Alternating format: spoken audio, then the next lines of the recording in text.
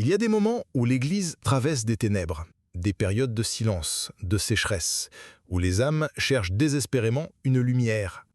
Mais Dieu, dans sa miséricorde, n'abandonne jamais ses enfants. À travers les siècles, il a suscité des saints, des signes, des paroles prophétiques et parfois même des prières capables d'ouvrir le ciel. Ce que vous allez entendre aujourd'hui est un de ces trésors. Au début du XXe siècle, un pape discret, peu connu du grand public mais profondément mystique, a laissé un héritage silencieux. Une prière adressée à saint Antoine, transmise dans un petit cercle de fidèles et jugée trop puissante pour être diffusée sans discernement. Son nom ? Léon XIV. Ce pontife, souvent décrit comme le père des pauvres dans les couloirs du Vatican, avait une relation particulière avec saint Antoine de Padoue. Il confiait dans son journal personnel, aujourd'hui préservé par une communauté religieuse en Italie, que chaque fois qu'il faisait cette prière, une lumière l'enveloppait intérieurement. Il ressentait une paix si intense qu'il ne pouvait pas douter de la présence de Dieu à ses côtés. Lors d'une audience privée, il aurait même dit à un jeune prêtre « Cette prière est comme 3 gouttes d'huile pure sur le feu de l'âme.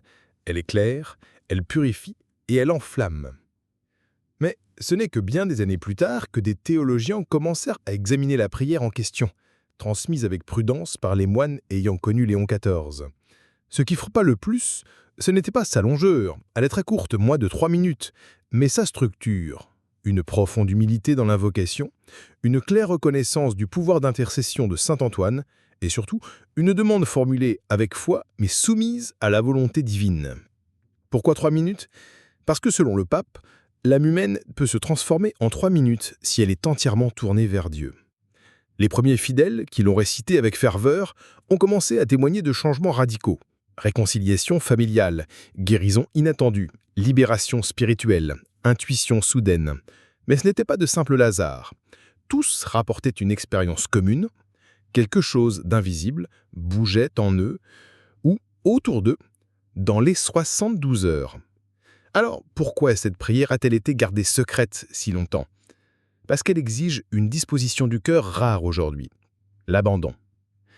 Elle ne fonctionne pas comme une formule magique, elle est un appel, un cri doux vers le ciel, porté par la confiance dans l'un des plus grands intercesseurs de l'histoire chrétienne. Aujourd'hui, cette prière est révélée au monde, non pas pour être utilisée à la légère, mais pour remener les cœurs vers Dieu, à travers la figure de saint Antoine. Si vous êtes prêt à écouter, à prier, à espérer, alors ce message vous est destiné. Lorsque l'on entend le nom saint Antoine, beaucoup pensent immédiatement à la prière pour retrouver les objets perdus. D'autres se souviennent de statues poussiéreuses dans les chapelles ou de vieilles images pieuses accrochées chez une grand-mère. Mais derrière cette dévotion populaire se cache un homme d'une profondeur mystique et théologique que peu de personnes connaissent réellement. Saint Antoine de Padoue, né en 1195 à Lisbonne sous le nom de Fernando Martins de Bulleones, était un homme au cœur enflammé par l'Évangile. À seulement 15 ans, il entra dans l'ordre des chanoines réguliers de Saint-Augustin, mais sa vie bascula quand il découvrit le témoignage des premiers martyrs franciscains. Il comprit alors que sa vie devait être un don radical. Il quitta tout pour suivre les traces de François d'Assise. Son désir initial était d'annoncer l'Évangile au peuple musulman et d'y subir le martyre. Dieu avait autre plan. Renvoyé en Europe après une maladie, il mena une vie cachée jusqu'à un événement changea tout. Lors d'une audience, aucun prédicateur n'était prévu. Antoine fut poussé à prendre la parole. Ce jour-là, on découvrit un orateur d'une puissance spirituelle fulgurante. Ses homélies touchaient les cœurs endurcis, convertissaient des villes entières. Il parlait avec tant de douceur, tant d'autorité, que même les hérétiques les plus fermes pliaient l'oreille. Mais ce n'est pas simplement un discours bien construit. Sa parole était accompagnée de miracles. Des enfants ressuscités, des maladies guéries, des tempêtes apaisées, des poissons qui se rassemblent pour l'écouter lorsque les hommes se ferment à la vérité. Saint Antoine était appelé de son vivant le marteau des hérétiques, le thaumaturge du Dieu, le docteur évangélique, titre qu'il a conféré le pape Pie XII en 1946.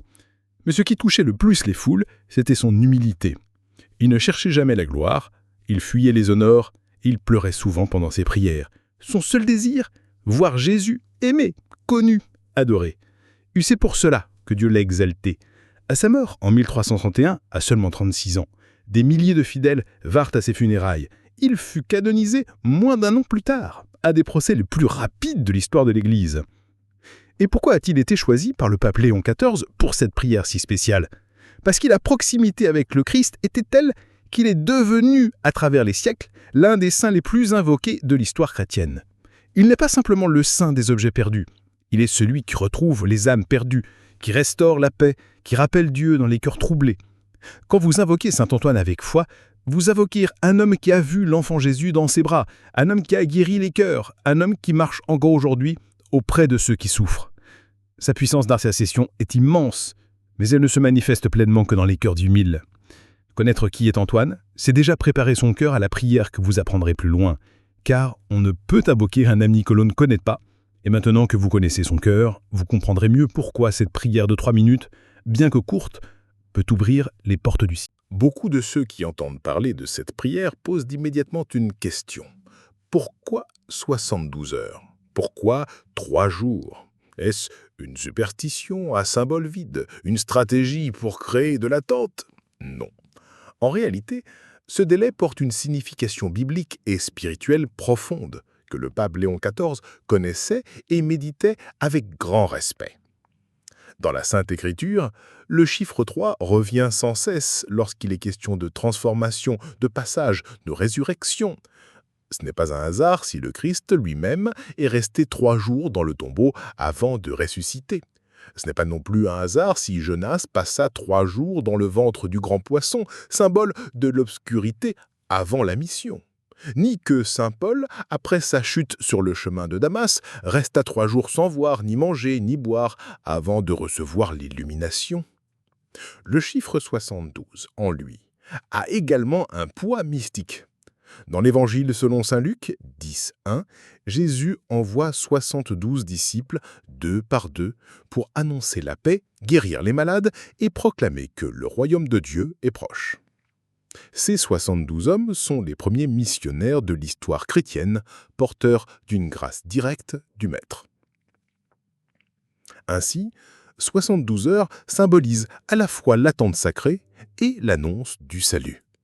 C'est le temps donné à l'âme pour se purifier, pour s'ouvrir à la volonté divine, pour accueillir les signes de Dieu. Le pape Léon XIV insistait sur ce point dans ses écrits. 3 jours suffisent à Dieu pour tout transformer si le cœur humain ne s'y oppose pas. Mais attention, il ne s'agit pas d'une garantie automatique. Le miracle n'est pas un dû, ce n'est pas un contrat. Il s'agit d'une disponibilité intérieure, d'une attente confiante, d'une foi qui veille. Combien d'âmes prient et se découragent quelques heures plus tard, croyant que Dieu ne les écoute pas. Et pourtant, c'est dans l'attente que le Seigneur agit le plus. Car c'est là qu'il purifie les intentions, qu'il renforce la foi, qu'il creuse la confiance. Le silence apparent de Dieu est souvent la chambre secrète où il prépare la réponse. Saint Antoine, dans sa sagesse spirituelle, sait cela mieux que quiconque. Il intercède pour que le cœur de celui qui prie tienne bon jusqu'à l'heure du fruit, et ce fruit, souvent, arrive au 3e jour. C'est ce que des milliers de fidèles rapportent encore aujourd'hui. Un témoignage anonyme, conservé par des franciscains en Italie, dit ceci. « Je ne savais pas si Dieu me répondrait, mais j'ai prié, j'ai espéré, et exactement, au bout de 72 heures, une lettre est arrivée m'apportant la solution que j'attendais depuis des années.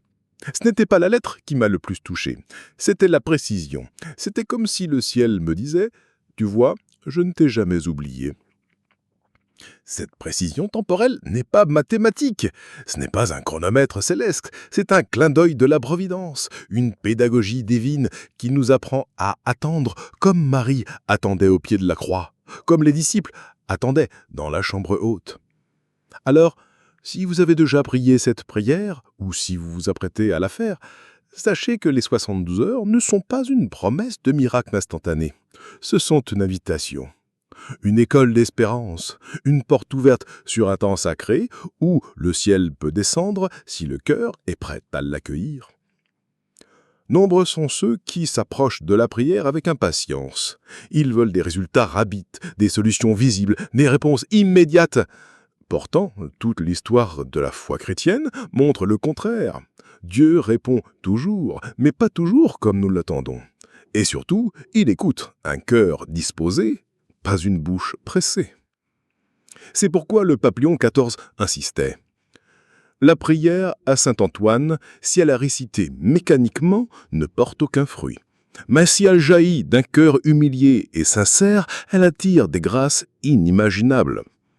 Avant même de réciter cette prière de 3 minutes à saint Antoine, il faut vérifier la disposition intérieure. Voici les 4 conditions essentielles pour que cette prière devienne une porte ouverte sur la grâce de Dieu. 1. L'humilité réelle. Saint Antoine lui-même était un homme d'une humilité profonde. Il savait que sur Dieu, il n'était rien. L'âme qui prie avec orgueil, qui pense mériter, qui exige, se ferme au ciel. Mais celui ou celle qui se met à genoux en reconnaissant sa petitesse touche le cœur de Dieu. L'humilité ouvre toutes les serrures. 2. L'abandon à la volonté de Dieu. Cette prière n'est pas une formule pour obtenir ce que l'on veut, c'est une offrande. On y dépose une intention, mais on ajoute à tout « Seigneur, si cela est pour mon bien, accorde-le-moi. Sinon, fortifie-moi pour accepter ta volonté. » Cet abandon transforme la prière. Ce n'est plus une demande, c'est une communion. 3. La confiance profonde. La foi n'est pas une émotion, c'est une décision, une posture intérieure. Il ne s'agit pas de sentir que Dieu va agir, il s'agit de croire qu'il agit, même sans le voir, même sans comprendre. Comme l'aveugle de l'Évangile qui criait sans cesse « Jésus, fils de David, aie pitié de moi !» C'est cette persévérance confiante qui ouvre les cieux. Et 4. Le silence intérieur après la prière. Souvent nous récitons des prières, puis nous passons immédiatement à autre chose. Or, cette prière de 3 minutes à saint Antoine n'est pas un acte isolé. Elle demande une écoute. Après l'avoir prononcée, il est essentiel de rester en silence quelques minutes, quelques instants. Car c'est dans ce silence que Dieu peut murmurer, que l'âme peut recevoir. Le pape Léon XIV avait une habitude touchante. Après avoir récité la prière à saint Antoine, il restait toujours quelques instants, les yeux fermés, les mains ouvertes, comme un pauvre qui attend son pain. Il disait « Je parle, puis je me tais, car après ma voix vient celle de Dieu. » Ce silence est aujourd'hui oublié, et pourtant c'est là qu'on est la réponse. Pas forcément une réponse spectaculaire ou immédiate, mais une paix, une lumière, un mouvement intérieur qui indique le chemin. Enfin, n'oublions pas que la prière ne remplace pas les sacrements, elle ne dispense pas de la confession, de la messe, de la charité contrite. Elle les complète, elle est un pont, pas une île. Si vous vous disposez ainsi, selon ces 4 piliers, humilité, abandon, confiance et silence, alors cette prière de 3 minutes peut devenir un canal puissant de la grâce de Dieu. Et même si le miracle n'est pas visible, le cœur sera déjà transformé. Et c'est là le plus grand des miracles. Nous arrivons maintenant à ce moment central. La prière de 3 minutes à saint Antoine, révélée et recommandée par le pape Léon XIV. Mais avant de vous la transmettre, il est essentiel de comprendre pourquoi cette prière est différente des autres et ce qui fait sa force silencieuse. Tout d'abord, elle ne suit pas les modèles habituels des longues litanies ni des formules trop complexes. Elle est courte, mais elle pénètre profondément. Elle est simple, mais elle touche les fondements mêmes de l'âme. Elle agit non par sa longueur, mais par sa forme trinitaire. 3 invocations, 3 intentions, 3 élans. Le pape expliquait que cette structure en 3 parties reflète la Sainte Trinité. Chaque partie parle au Père, au Fils et à l'Esprit Saint, à travers l'intercession de saint Antoine. La prière suit donc un mouvement spirituel d'élévation progressive, comme un escalier sacré. Voici, dans sa version intégrale, cette prière de 3 minutes à saint Antoine. Ô saint Antoine, ami du Très-Haut, toi qui portes l'enfant Jésus avec tendresse, tourne ton regard vers mon cœur troublé. Je t'offre mes inquiétudes, mes pertes, mes silences. Toi qui retrouves l'espérance pour les égarés, fais resplendir ta lumière dans ma nuit. Intercède pour moi auprès de Dieu. non selon mes mérites, mais selon sa miséricorde. Obtiens pour moi cette grâce, exprimez ici l'intention, ou fortifie-moi dans l'attente et la paix. Je crois que Dieu est bon, je crois qu'il agit même dans l'ombre, et je choisis de lui faire confiance, maintenant et toujours. Amen. Cette prière, comme vous pouvez le constater, n'est ni un ordre ni une plainte. Elle est offrande, confiance, espérance. Elle ne promet pas du miracle automatique, mais elle ouvre l'âme à la volonté de Dieu qui est toujours meilleure que nos projets. De nombreux prêtres, moines et fidèles qui l'ont récité dans les moments de détresse ont témoigné d'un changement intérieur radical. Non pas toujours une solution extérieure, mais une lumière intérieure, une clarté nouvelle, une paix imprévisible. L'un des témoins, une sœur contemplative en Espagne, racontait « J'étais dans l'angoisse la plus noire. J'ai dit cette prière sans y croire pleinement. Mais après, quelque chose a changé.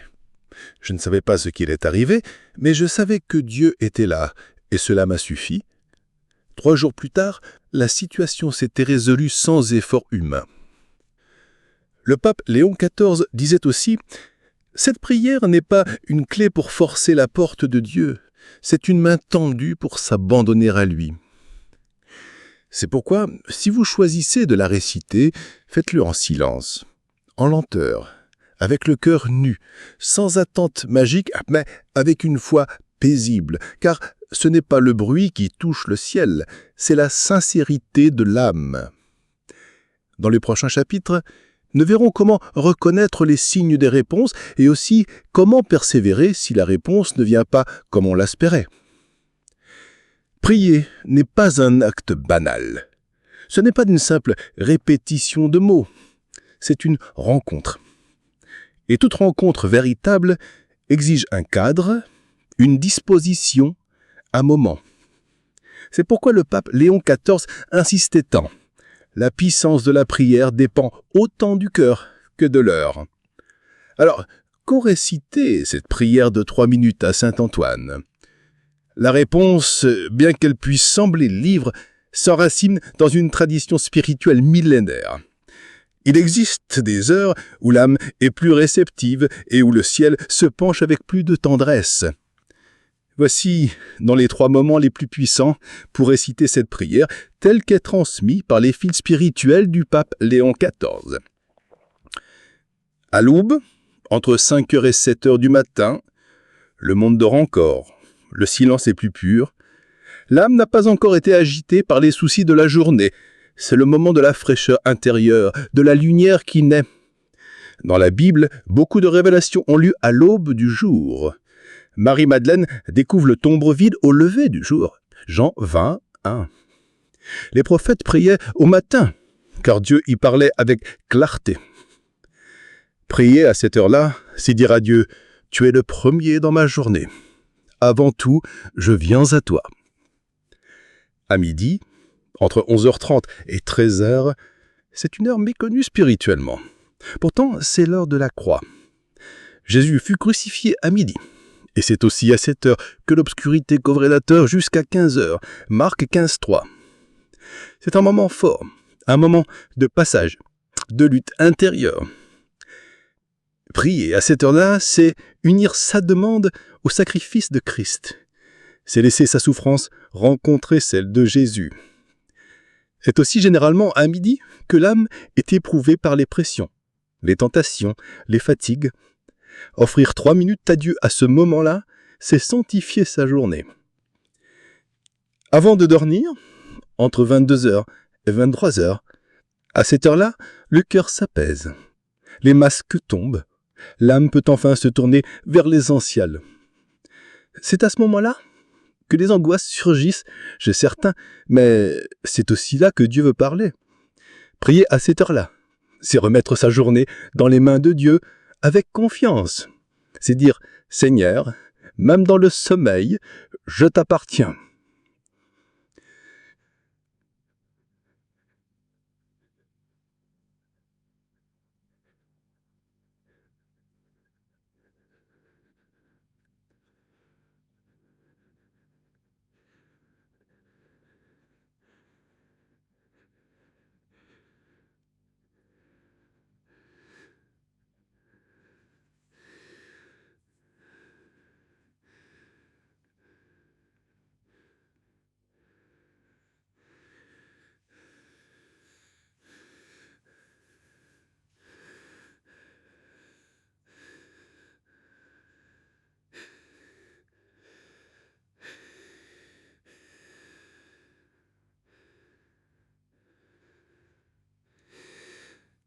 Le pape Léon XIV recommandait aussi de préparer l'espace de la prière, même pour 3 minutes. Une petite lumière douce ou une bougie, une image et une statue de Saint Antoine, si possible, un silence complet, même intérieur, sans téléphone, sans distraction, un cœur en état de paix ou au moins de désir de paix. Et surtout, ne jamais prier en courant.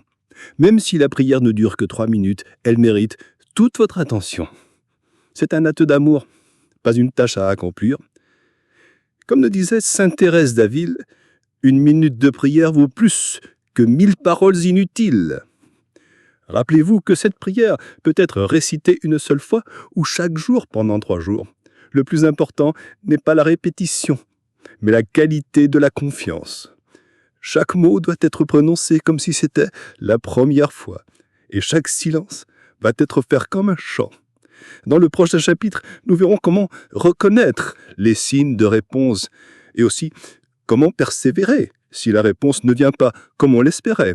Lorsque nous prions, nous attendons souvent une réponse claire, visible, tangible. Mais Dieu ne répond pas toujours comme nous l'imaginons. Et c'est justement dans cette subtilité que réside le mystère le plus doux de la foi. Le ciel murmure souvent au lieu de tonner. Le pape Léon XIV écrivait dans son journal « Le miracle le plus profond n'est pas ce qui change autour de moi, mais ce qui change en moi. » Et il ajoutait « Dieu répond toujours à celui qui prie avec foi. Mais parfois, la réponse est une paix. Parfois, c'est un silence qui enseigne. Parfois, c'est une porte qui se ferme pour me conduire vers une autre que je ne voyais pas. » Voici 5 signes fréquents que les fidèles du monde entier ont rapportés après avoir récité la prière de 3 minutes à Saint Antoine, souvent dans les fameuses 72 heures. 1. Une paix soudaine et profonde. Même si la situation extérieure reste inchangée, de nombreuses personnes ressentent une paix inattendue. Une paix qui dépasse la logique. Une paix qui dit intérieurement « Tout va bien, même si je ne vois pas comment ». C'est souvent le premier signe que Dieu a commencé à agir. 2. Un événement inattendu qui bouleverse le cours des choses. Un appel, une lettre, une rencontre, une parole entendue par hasard. Ces coïncidences ne sont jamais anodines pour l'âme qui a prié. Car, dans le regard de la foi, il n'y a pas de hasard, seulement la discrétion de Dieu. 3. Un éclaircissement intérieur. Parfois, rien ne change à l'extérieur, mais une lumière nouvelle vient dans l'intelligence ou dans le cœur. On comprend ce qu'on n'en voyait pas avant. On voit plus clair. C'est comme si une torche avait été allumée dans la nuit de l'âme. 4. Une consolation dans les Écritures ou par un autre croyant. Après avoir prié, beaucoup rapportent que la lecture de la Bible semble leur parler directement, ou encore qu'une personne dit exactement ce dont ils avaient besoin sans savoir qu'ils priaient. Ce sont les canaux de Dieu pour confirmer sa réponse. 5. Une inversion douce de la situation initiale. Enfin, dans plusieurs cas, le problème pour lequel on a prié se résout sans bruit. Non pas dans un éclat de miracle spectaculaire, mais dans une suite de petits gestes, de changements imperceptibles, de solutions simples mais imprévues. Le pape Léon XIV mettait cependant en garde. « Méfie-toi de vouloir des réponses selon ta volonté. Prie pour recevoir la réponse selon la sienne. » Il ajoutait que le plus grand obstacle à l'exaucement d'une prière, c'est l'impatience et le doute. Une âme qui commence à murmurer, à se décourager, à se plaindre, ferme la porte que la prière avait commencé à ouvrir. Et que faire si aucun de ces signes ne semble apparaître dans les 72 heures? Et il faut revenir à l'essentiel. La prière n'est pas une transaction, c'est une communion. Parfois, Dieu agit au bout de 3 jours. Et parfois, il commence à agir après 3 jours. Mais celui ou celle qui persévère verra toujours, tôt ou tard, la lumière percer les ténèbres. Dans le chapitre suivant, nous aborderons les erreurs à éviter lors de cette prière. Car oui, même une belle prière peut être stérile si mal utilisée. Il existe des prières que l'on prononce des centaines de fois, sans aucun fruit. Non pas parce que Dieu n'écoute pas, mais parce que notre cœur, notre attitude ou notre intention sabotent la grâce. Même la plus puissante des prières peut devenir stérile si elle est récitée dans l'aveuglement ou l'orgueil. Le pape Léon XIV, dans une lettre privée, un jeune moine capucin écrivait « La prière à saint Antoine n'est pas magique, elle est mystique. Et tout ce qui est mystique exige la vérité du cœur. » Voici donc les 7 grandes erreurs que les fidèles doivent éviter lorsqu'ils récitent cette prière de 3 minutes à saint Antoine, afin que l'intercession de saint Antoine porte réellement ses fruits. 1. Utilisez la prière comme une formule magique. Beaucoup veulent obliger Dieu à agir. Ils récitent la prière comme un code secret ou un sortilège. C'est une erreur grave. Dieu n'est pas un distributeur du miracle. Il est Père, et un Père donne non selon le caprice de l'enfant, mais selon l'amour et la sagesse. 2. Réciter sans concentration ni recueillement. Faire la prière pendant qu'on regarde la télévision, qu'on pense à autre chose ou qu'on est distrait par le téléphone, c'est comme parler à un roi tout en tournant le dos à son trône. Dieu mérite toute notre pension. Saint Antoine, lui aussi, attend notre respect antérieur. 3. Prier en état de péché grave, sans repentance. La prière n'exige pas la perfection, mais elle exige un cœur tourné vers Dieu. Si quelqu'un prie regardant volontairement une vie de péché, sans désir de conversion, alors sa prière devient un mensonge. Le psalmiste dit clairement « Si j'avais vu le mal dans mon cœur, le Seigneur ne m'aurait pas écouté. » Psaume 66, 18. 4. Être obsédé par un résultat précis et immédiat. Celui qui récite cette prière en disant « Il faut que cela arrive dans 72 heures, sinon ça ne marche pas », est déjà dans une forme de marchandise spirituelle. La prière chrétienne est ouverte, libre, aufrecht. C'est un acte de confiance, non de contrôle. 5. Manquer de gratitude après la prière. Beaucoup priés, même lorsqu'ils reçoivent une grâce, oublient de remercier. Saint Antoine n'est pas un serviteur à utiliser et oublier. Il est ta frère, un intercesseur. La gratitude prolonge la grâce. L'ingratitude la coupe. 6. Négliger les sacrements. La prière seule, sans les sacrements, est comme une lampe sans électricité. Le pape Léon XIV disait toujours « La confession prépare la terre, l'Eucharistie l'arrose. La prière y fait naître les fruits. » Il est donc essentiel de vivre dans l'Église, en communion, et non comme un consommateur de prière. 7. Parler mal des autres tout en priant. Une bouche qui bénit Dieu, mais qui maudit son frère, est une contradiction. La médisance, la haine, le jugement coupent la circulation de la grâce. Jésus a été clair. Si tu viens offrir ton offrande à l'autel et que tu te souviens que ton frère a quelque chose contre toi, va d'abord te réconcilier. Matthieu 5, 23-24. Le pape Léon XIV insistait. Prie avec tout ton cœur. Mais si ton cœur est fermé aux autres, Dieu ne peut l'ouvrir à lui-même. Cette prière à saint Antoine est une perle précieuse, mais comme toute perle, elle doit être portée avec dignité, soin, foi et amour. C'est à cette condition qu'elle peut changer non seulement nos circonstances, mais surtout notre âme. Dans le chapitre suivant, nous découvrirons les témoignages bouleversants de ceux qui ont vu leur vie transformée après cette prière. À travers les siècles, des milliers d'hommes et de femmes ont prié saint Antoine dans le silence de leur chambre, dans le tumulte de la détresse ou dans la discrétion d'une chapelle vide. Et souvent, sans prévenir, la réponse est venue, parfois en quelques heures, d'autres fois en 3 jours, mais dans tous les cas, avec une puissance bouleversante.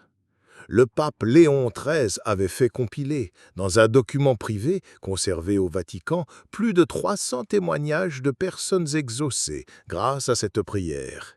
Voici quelques-uns des plus marquants, authentifiés par des confesseurs et des prélats de confiance. 1. Le médecin désespéré de Rome. Un cardiologue italien, profondément croyant, mais désespéré devant la maladie de son propre fils, raconta avoir récité la prière 3 fois par jour. Son fils, atteint d'une inflammation cardiaque fulgurante, était en soins intensifs. Le médecin dit « J'ai tout tenté scientifiquement, rien n'a fonctionné. Alors, j'ai prié, pas comme un médecin, mais comme un père. » Le 3e jour, l'état de mon fils s'est stabilisé sans explication. Les médecins ont dit une régression spontanée. Moi, j'ai vu la main de Dieu. 2. Une jeune femme en grande pauvreté. À Paris, une jeune femme au chômage depuis 8 mois se trouvait au bord du découragement. Elle pria saint Antoine le soir, les larmes aux yeux.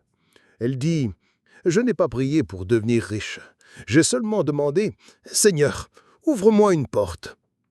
Le lendemain, elle reçut à l'appel pour un poste qu'elle n'avait même pas postulé. La directrice avait trouvé mon CV par erreur. Mais rien n'est erreur avec Dieu. 3. Le couple au bord de la rupture. Un couple marié depuis 17 ans était au point de divorcer. La douleur, l'incompréhension, les blessures s'étaient accumulées. Un prêtre leur conseilla la prière des 3 minutes, mais en la récitant l'un pour l'autre et non pour soi-même. Au bout de 3 jours, ils se sont reparlés. Au bout de 3 semaines, ils ont renouvelé leurs vœux de mariage. Ce n'est pas notre amour qui a suffi, c'est celui qui nous aime, même quand nous ne nous aimons plus. 4. Une religieuse dans le doute.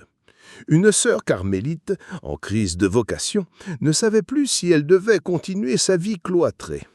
Elle récitait cette prière en cachette, en demandant un signe clair. 3 jours plus tard, une enfant est venue sonner au monastère avec un mot. « Pour la sœur qui doute, Dieu t'attend encore là. » Personne ne savait d'où venait la lettre, mais elle resta. Et aujourd'hui, elle forme les novices. Ces témoignages ne sont pas des contes pour enfants. Ce sont des éclats de lumière dans des cœurs blessés, dans des âmes en crise, dans des chemins sans issue apparente. Saint Antoine ne fait pas toujours de miracles spectaculaires. Il fait surtout des miracles de clarté, de retour, de réconciliation, de relèvement. Le pape Léon XIV affirmait « Celui qui prie avec foi ne perd jamais son temps. Il ouvre une fenêtre, et tôt ou tard, la lumière entre. » Tu as maintenant tout entendu. La puissance de saint Antoine, la sagesse du pape Léon XIV, les erreurs à éviter, les témoignages bouleversants. Mais rien de tout cela ne remplacera ton propre pas de foi. Car la foi commence là où les mots s'arrêtent. La prière qui va suivre ne prend que 3 minutes, mais elle peut changer ta vie pour toujours. Pas parce qu'elle est magique, mais parce qu'elle est vraie. Parce qu'elle sort d'un cœur qui a compris que le secours ultime ne vient ni de l'homme, ni de la richesse, ni des stratégies humaines, mais de Dieu seul. Voici ce que tu dois faire, en toute simplicité. Trouve un lieu de silence, une pièce seule, une chapelle, un coin de plaie. Allume une bougie si tu le peux, ou reste simplement devant une croix ou une image sainte. Pose-toi devant Dieu tel que tu es, avec ta peur, ta misère, ta colère peut-être, mais viens avec vérité. Dis à saint Antoine ce que tu vis. Parle-lui comme un frère qui te comprend. Il a vécu la pauvreté, les injustices, les recherches douloureuses. Puis récite lentement cette prière. Ô Saint Antoine, ami du pauvre et du blessé, toi qui as vu le visage du Christ dans les âmes perdues, écoute ma prière en cette heure où j'ai besoin de lumière. Toi qui as retrouvé ce que l'on croyait perdu, ramène-moi la paix que j'ai égarée. Toi qui as prêché avec feu l'amour du Père, ranime en moi la foi que j'ai laissée s'endormir. Je te confie, dire ici ton intention, non selon ma volonté, mais selon celle de Dieu. Intercède pour moi auprès de Jésus, afin que sa volonté soit faite et non la mienne. Même si je ne comprends pas tout, même si je doute parfois, je choisis de croire ici, maintenant, car Dieu ne m'a pas abandonné. Et toi, Saint Antoine, tu es mon frère dans l'épreuve. Merci d'être là. Merci de porter ma voix jusqu'au ciel. Je t'honorerai et je rendrai grâce publiquement si je reçois une lumière. Amen. Cette prière, tu peux la dire une fois ou pendant 3 jours consécutifs, à la même heure, dans le même esprit. Et après, tu n'as plus qu'à faire le plus difficile, mais aussi le plus beau, faire confiance. Le pape Léon XIV disait « Après la prière, ne cherche pas la preuve, cherche la paix. Et si tu trouves la paix, tu as déjà trouvé Dieu. » Alors maintenant, c'est à toi. Pas à ta place, pas à ton voisin, à toi. Prie, espère, et quand la grâce viendra, car elle viendra, n'oublie pas de témoigner, de partager, d'honorer, car Dieu agit encore. Saint Antoine intercède encore, et ton miracle peut commencer maintenant.